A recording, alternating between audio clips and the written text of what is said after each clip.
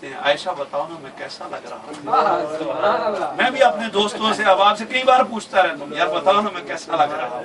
یہ حضور کی سنت ادا کرتا ہوں اور یہ ذہن میں ہوتا ہے کہ میں حضور کی سنت ادا کروں. خاص طور پہ جس دن میں کوئی کالا کپڑا پہن لوں اس دن ضرور پوچھتا ہوں. آج میں نے دن میں جب خالی جمعے کے وقت یہ پہنا ہوا تھا نیچے تب بھی پوچھا, جب آتے ہوئے یہ کوٹ پہن کے آیا ہوں تب پھر پوچھا کہ یار بتاؤ نا میں کیسا لگ رہا ہوں. یہ اس لیے پوچھا کہ میرے آقا نے بھی پوچھا تھا ایک بار کالی چادر لے کے.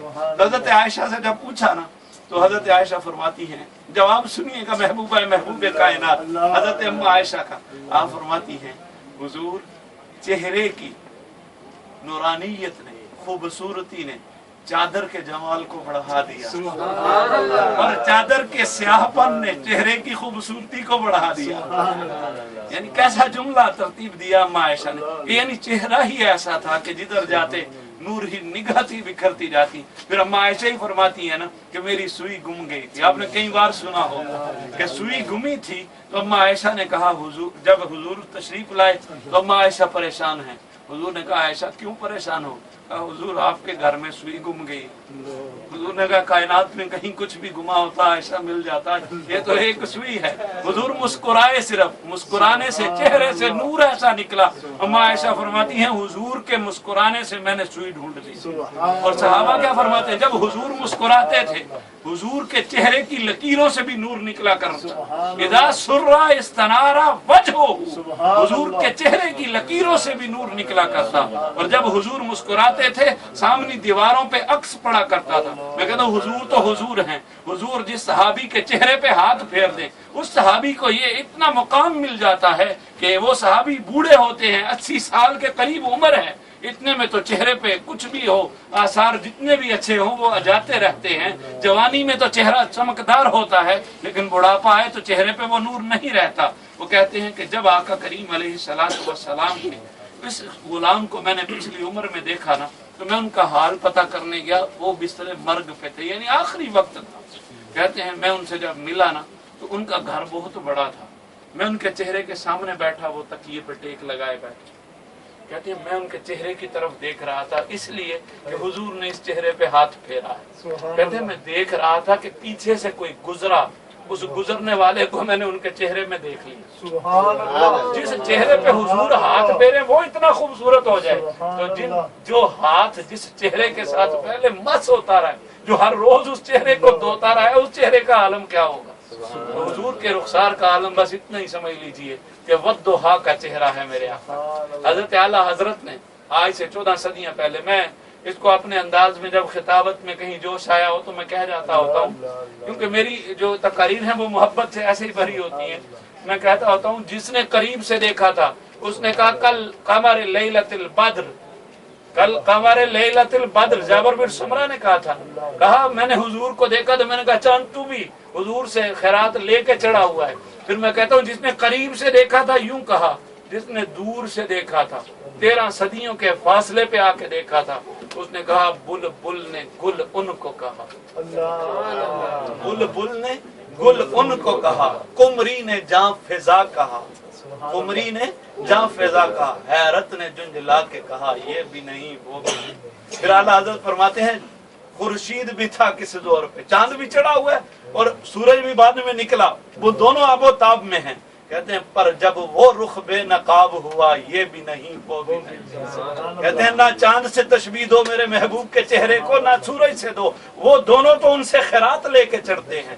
پھر 14 صدیوں کے فاصلے پہ آ جاؤ تو پھر تمہیں میرے علی نظر آئے. حضرت خواجہ میرے علی کیا فرماتے ہیں, کہتے ہیں مکھ چند بدر شاشانی, متھے چمک دی لاڈ نورانی, اس صورت نو میں جان آکھاں کہ جانے جہان آکھاں. تو آقا کریم علیہ السلام کا جس نے بھی حسن بیان کیا یوں ہی بیان کیا. اور یہ حضرت پیر مہر علی کو اگر کوئی شان ملی ہے, بولڑے کے تاجدار کو جتنا بھی مقام ملا ہے, یہ میرے آقا کریم علیہ السلام کے قصیدے پڑھنے کی وجہ سے, یہ حضور کی محبت کی وجہ سے. اعلیٰ تکبیر, اعلیٰ رسالت, اعلیٰ حیدری, اعلیٰ پیر مہر علی. علی شاہ آخری بات پیر مہر علی شاہ صاحب کی کر کے اپنی بات کو ختم کروں گا.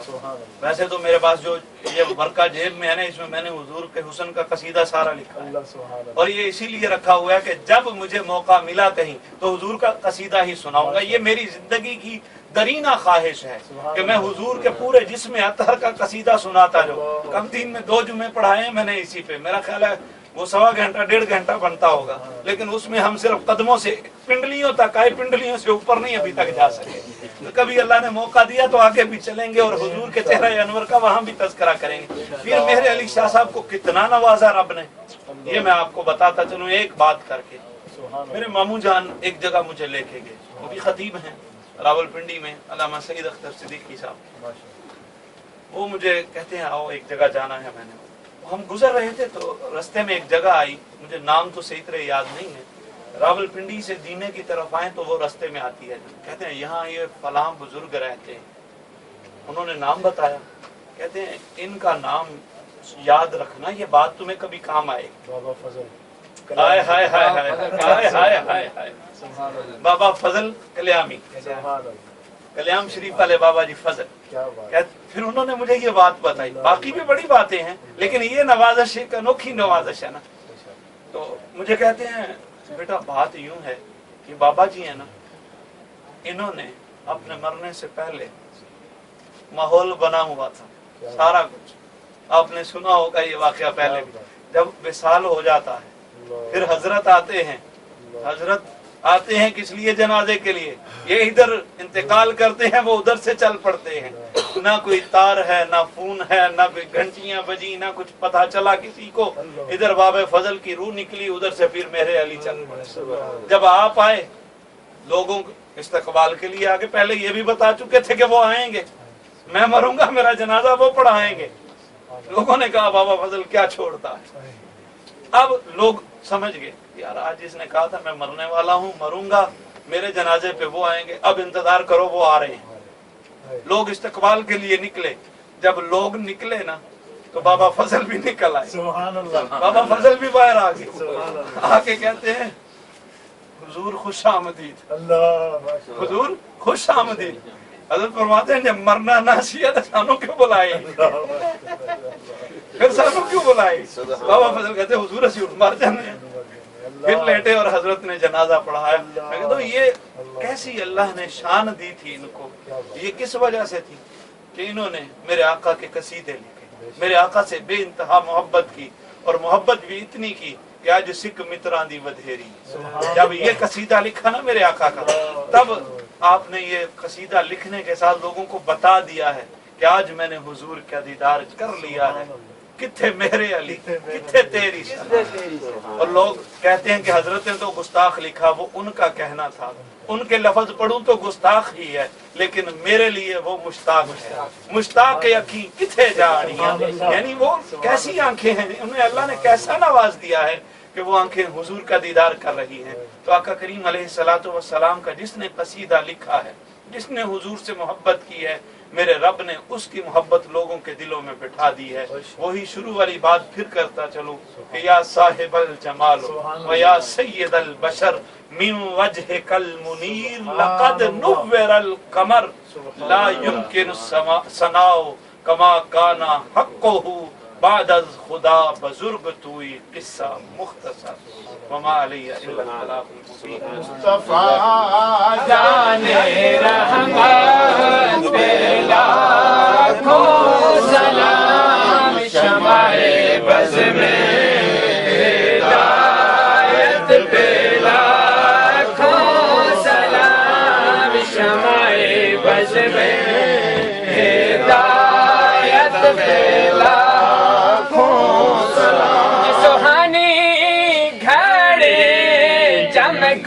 طیبہ کا چاند، جے سبحانی گھڑی چمکا طیبہ کا چاند، اس دل افروز سعد پہ لاکھوں سلام، مصطفیٰ جان رحمت پہ لاکھوں سلام، شمع بز میں ہدایت پہ لاکھوں سلام پارے پارے پہ لکھا ہے کملی والے کا نام سبحان اللہ پارے پارے پہ لکھا ہے کملی والے کا نام کملی والے محمد